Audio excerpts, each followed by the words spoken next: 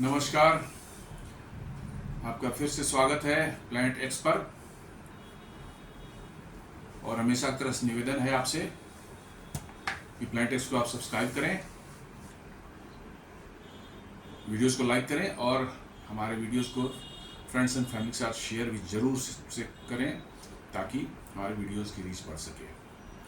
दोस्तों, आज एक बड़ा ही ज्वलंत प्रश्न या टॉपिक है जो भारत में हर जगह डिस्कस की जा रही है, साइंटिफिक कम्युनिटी में भी है, मतलब कि आपको डिफेंस सेक्टर में भी है, सिविलियंस में भी काफ़ी हद तक है।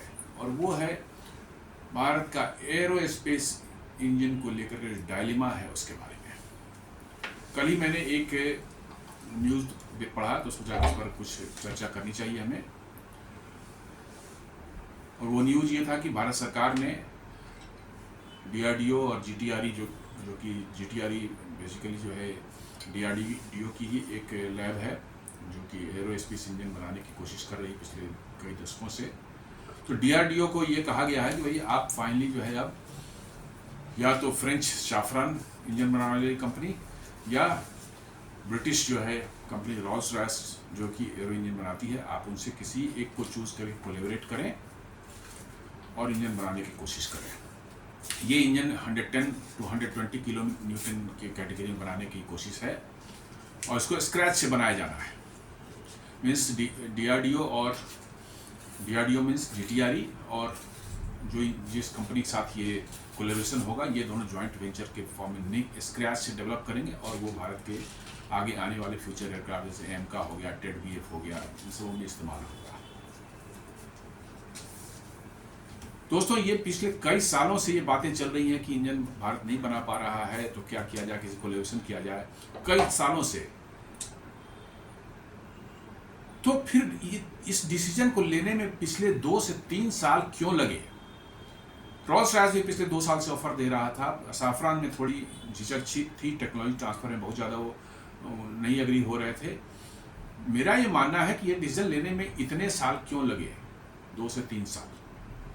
और आज हम उस मुहाने पर खड़े हैं जहां पर अमेरिका हमें इंजन देने में कतरा रहा है। तेजस फाइटर के लिए G404IN इंजन जो है उसमें 2 साल डिले करके एक इंजन 1 महीने करके वो देने का वादा कर रहा है। वो भी देगा या नहीं देगा, ओनली टाइम विल टेल। मतलब वर्चुअली आपके कॉम्बैट एयरक्राफ्ट मैन्युफैक्चरिंग की जो कैपेसिटी है उसको जो है नेस्तनाबूद करने की साजिश अमेरिका करता रहा है शुरू से, और आज भी कर रहा है। तेजस MK2 के लिए जो है G414 इंजन जो एग्रीमेंट होना है अगेन जी के साथ में, जो है जहां पर 80% टेक्नोलॉजी ट्रांसफर के साथ में वो भारत में बनाया जाएगा। पहले जो है वो $1 बिलियन का ये कोई प्रोजेक्ट एग्री हुआ था। Now they are saying no, you will charge about 1.5 या 2 बिलियन डॉलर्स। उसमें भी आनाकानी जो हो रही है। एरोस्पेस इंजन्स जो हैं वो बहुत ही कॉम्प्लेक्स, एक्सट्रीमली कॉम्प्लेक्स सब्जेक्ट है। बिकॉज कि ये इसमें जो है आपको जो मैकेनिकल या अदर जो इलेक्ट्रॉनिक्स या अदर जो एरियाज हैं उनका काम ज़्यादा नहीं है। ज़्यादा काम इसमें आता है आपकी जो है नॉलेज जो है मेटलर्जी के बारे में। मेटलर्जी मीन्स मटेरियल साइंस के बारे में आपकी जितनी भी जानकारी हो, जितनी तगड़ा आपकी का नॉलेज बेस होगा, उतना ही बढ़िया आप बना सकते। क्योंकि इसके अंदर में एरोस्पेस इंजन के अंदर हम देखेंगे बहुत ही कॉम्प्लेक्स मतलब इसका ऑपरेशन है। इसके अंदर टेम्परेचर जो है 1200 से 1500 डिग्री सेंटीग्रेड तक रहता है। मूविंग पार्ट्स जो उसके हैं वो 14,000-15,000 RPM पर घूमते हैं। डुअल स्पूल जो है इसके अंदर में अरेंजमेंट होता है। मीन्स एक हॉलो शाफ्ट है, उसके ऊपर में जो आपने एक तरफ टरबाइन और एक तरफ जो है कंप्रेसर्स लगा रखे हैं। उस शाफ्ट के अंदर से एक और मतलब कि जो है जो एक्सिल घुसता है जाता है और उस पर एक तरफ से टरबाइन, एक तरफ से उसके इंजन के आगे का फैन लगा होता है। तो समझ लीजिए कि और वो सभी जो है 10-12 हज़ार 15,000 RPM पर मूव कर रहे हैं, और that too under extreme temperature of मतलब 1200 to 1500 डिग्री सेंटीग्रेड। तो इसका मतलब है कि आम जो साधारण मटेरियल जो है, जो भी ये अलॉयज हैं, ये सभी वो काम वहाँ नहीं करते हैं। आपके जो उसमें कंप्रेसर और टरबाइन के ब्लेड्स हैं उनको एक्सट्रीम टेम्परेचर को झेलना पड़ता है, एक्सट्रीम प्रेशर को झेलना है। उसके लिए जो है सिरामिक कंपोजिट मतलब कि जो है एलॉयज जो हैं वो इस्तेमाल होते हैं, not the normal material titanium या इस तरह कोई चीज़ें ना। एट द सेम टाइम आपको वेट भी अपने इंजन का कम रखना है ताकि थ्रस्ट टू वेट रेशियो जो है इंजन का जो है बहुत अच्छा रहे, तभी हवाई जहाज को उड़ा सकेगा। और हमने इस पर कोशिश ही नहीं की पिछले इतने दशकों से। जो है आप चाइना को देख लें, 70s से उन्होंने इंजन बनाने का कार्यक्रम शुरू किया, उनके बहुत से फेलियर हुए, कई दशक तक वो फेल होते रहे। फाइनली 2010 में जाके उन्होंने WS सीरीज़ का जो है कुछ इंजन बनाया, वो भी बहुत अच्छे नहीं थे। 2020 के आसपास जाके WS10 जो उन्होंने इंजन बनाया है, नाउ इट इज़ वर्केबल और वो उनके कॉम्बैट एयरक्राफ्ट में यूज़ किए जा रहे हैं। ठीक है, ये आप कह सकते हैं कि वेस्टर्न इंजन जो US या यूरोप के इंजन से शायद वो उस कैटेगरी का नहीं हो, चाहे उस क्वालिटी का नहीं हो, लेकिन वो है, एटलीस्ट हवाई जहाज में इस्तेमाल हो रहा है। उसकी वर्किंग लाइफ जो है हो सकता है कम हो, मेंटेनेबिलिटी थोड़ी ज़्यादा, उसमें एफर्ट लगे मेंटेन करने, बट एटलीस्ट इंजन बन गया, हवाई जहाज उड़ रहे हैं उससे। तो इसका मतलब है कि आपको 50-60 साल इसमें लग सकते हैं और बहुत ह्यूज फंडिंग की जरूरत पड़ती है। हमने कोई फंडिंग ही नहीं की है, हार्डली वो $1 बिलियन उसमें कावेरी इंजन जो GTRE चला रहा है उसमें फंडिंग किया होगा।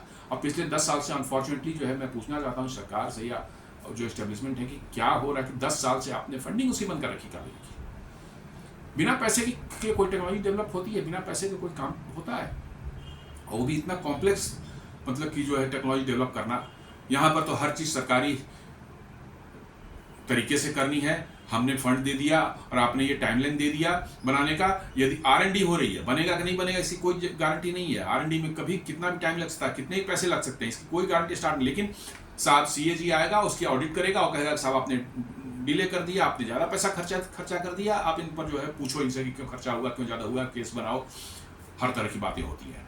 R&D ऐसे इन्वायरमेंट नहीं होता कि आप मेरी गर्दन पकड़ करेंगे कितने पैसे दिए, मुझे ये चीज़ बना के दे दो। No, it doesn't, R&D doesn't work like this.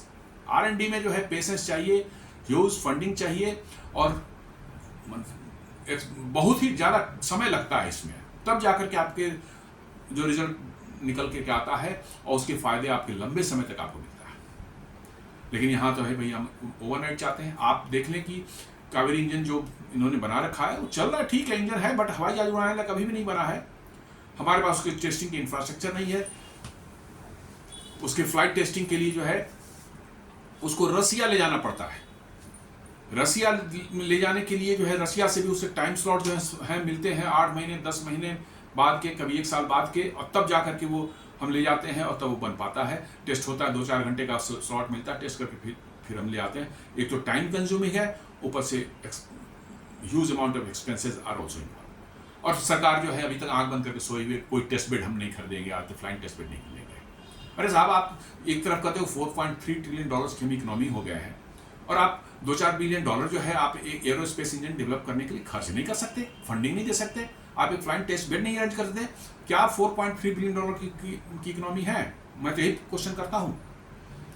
Is nothing but A callus approach. ये हम लोग इंडियंस का बिल्कुल कैलस अप्रोच होता है कि जो चीज़ हमें आसानी से मिल जाती है, सिर्फ हम चाहते हैं बस वही मिले, पैसा आ जाए, कमा लें। हमारे बिजनेसमैन भी वही, इंडस्ट्रीज भी वही है, सरकार भी का भी इंटेंशन वही होता है, क्या मिल जाता है खरीद लो, क्या बनाने की क्या जरूरत है, वो सब करने की जरूरत नहीं है। यही हम आज तक करते रहे हैं और जब तक हमारे नाक के ऊपर पानी नहीं चलाता हम कुछ नहीं करते। आप देख लें जो है आपका जो है क्रायोजेनिक इंजन की बात ले लीजिए। 90s में जो है हम रसिया से कुछ क्रायोजेनिक इंजन खरीदने की कोशिश कर रहे थे हम अपने स्पेस प्रोग्राम के लिए, ताकि हेवी सैटेलाइट्स को लॉन्च करने का जो है हमारे पास जो रॉकेट्स जो है बन सके।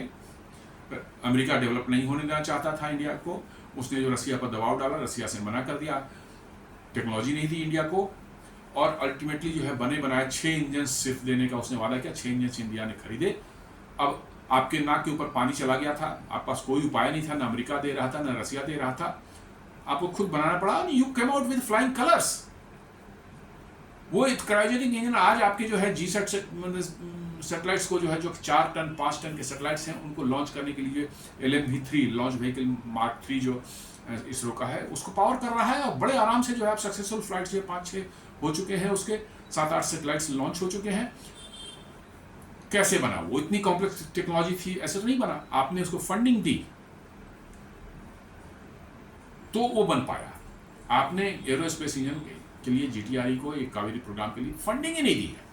मैं तो साफ एक्यूज करता हूँ, फंडिंग नहीं मिली और उसी का परिणाम है कि आज हम भीख मांगते चल रहे हैं हर जगह, आपको कुछ नहीं बन पा रहा है। आपके सारे इंडिजिनस एयरक्राफ्ट मैन्युफैक्चरिंग प्रोग्राम जो ऐसे ही धर्म लटके हुए हैं। वायुसेना ऐसे ही जो 42 स्क्वाड्रन जो उसका सैंक्शन स्ट्रेंथ है उससे बहुत नीचे 30-31 पर चल रहा है और हाय तवा मची हुई, सब एक दूसरे को ब्लेम कर रहे हैं। ब्यूरोक्रेसी वाले एयरफोर्स को ब्लेम कर रहे हैं, एयरफोर्स वाले हाल को ब्लेम कर रहे हैं, यही चीज चल रहा है। पर एक आप फंडिंग दें, आपको 2-4-5 साल के अंदर 10 साल के अंदर कुछ रिजल्ट निकल के आएगा। बट डोंट एक्सपेक्ट कि हमने फंडिंग दिया साहब, इतने समय में नहीं हुआ तो CAG आएगा, CBI आएगी और वो जांच करेगी और ये सब से R&D तो नहीं होता। फिर तो मतलब कि जो है जयराम जी की आप जाएं, हमें नहीं R&D करनी है, तो ये अप्रोच से नहीं बनता। आप उसमें फंडिंग दें, आप फ्लाइंग टेस्ट बेड यहाँ पर मुहैया कराएं, उनको वक्त दें, क्योंकि कोई भी एयरक्राफ्ट आप डिज़ाइन करते हैं वो इंजन के अराउंड ही डिज़ाइन होते हैं, क्योंकि इंजन उसके बे में जो है एयरक्राफ्ट के बे में फिट होना चाहिए। जब आपके जो है इंजन ही फाइनल नहीं है किस एयरक्राफ्ट में कौन सा इंजन लगेगा, how can you design your aircraft? Just not possible. लेकिन ये बातें किनको समझ में आए?